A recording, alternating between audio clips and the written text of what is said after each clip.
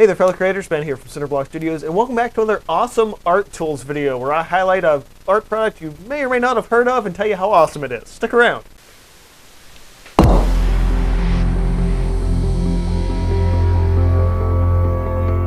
So today's sort of product highlight is something that I remember using when I was younger.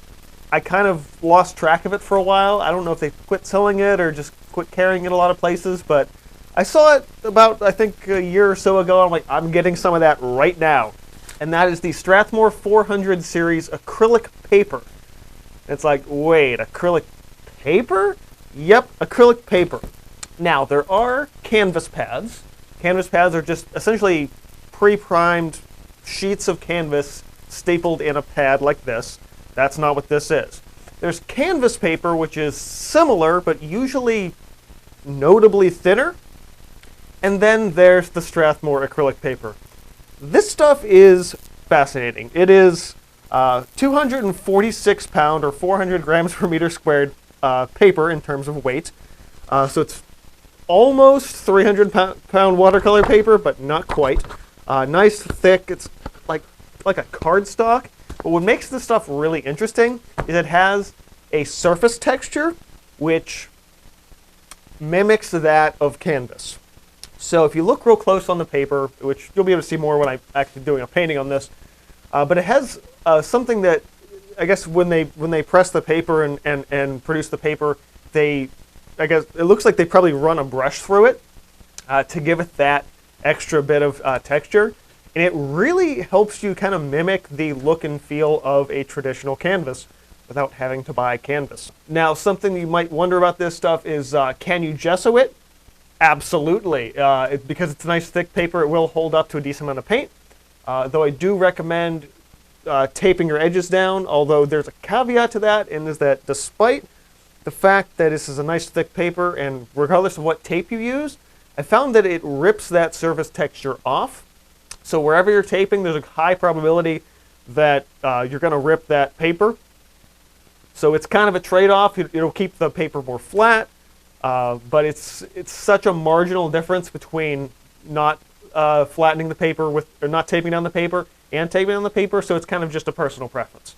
Now, in order to show you this a little bit better, I decided to do this quick little 10-minute sunset painting. As soon as I start applying that paint to the paper, you can see what I'm talking about with that canvas texture. It gives you just enough of that idea of what that would be like to paint on canvas, again, without having to buy something that would be a little bit more expensive, like canvas. Now, this paper, you get 10 sheets in a pad. I would say another kind of downside to this is you generally don't see them anything larger than the 9x12 pad. You can get it. You can buy just about anything larger size online, but you are limited to this size. But what makes this paper so awesome, again, not just because it is a replication of canvas on a much cheaper support, but it's probably the single best paper for practicing your acrylics on without breaking the bank buying a bunch of canvas.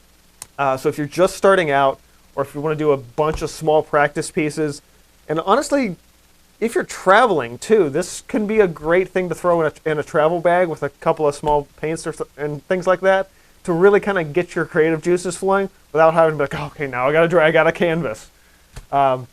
So if you're looking for some alternative support to painting, and watercolor's kind of hit and miss, bristle paper's kind of hit and miss with acrylic. So if you can find some of the Strathmore acrylic paper, pick it up. It's super awesome. I love this stuff.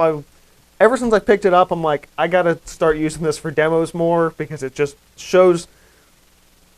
It shows the techniques way better on a piece of paper than you can get out of standard watercolor paper. One final note is when I was researching stuff to say in this video, I found the few artists that were talking about this paper compared it to 140 pound cold press watercolor paper. That is not a fair comparison whatsoever. If you happen to see any of those videos, you don't have to let them know for me, but just so you know, comparing 246 pound paper to 140 pound paper, I don't care if they're acrylic paper, watercolor paper, two different kinds of watercolor paper at that poundage. completely unfair comparison. So it's like, well, if you try this and it was better than watercolor paper, if you use thinner watercolor paper, duh, no kidding.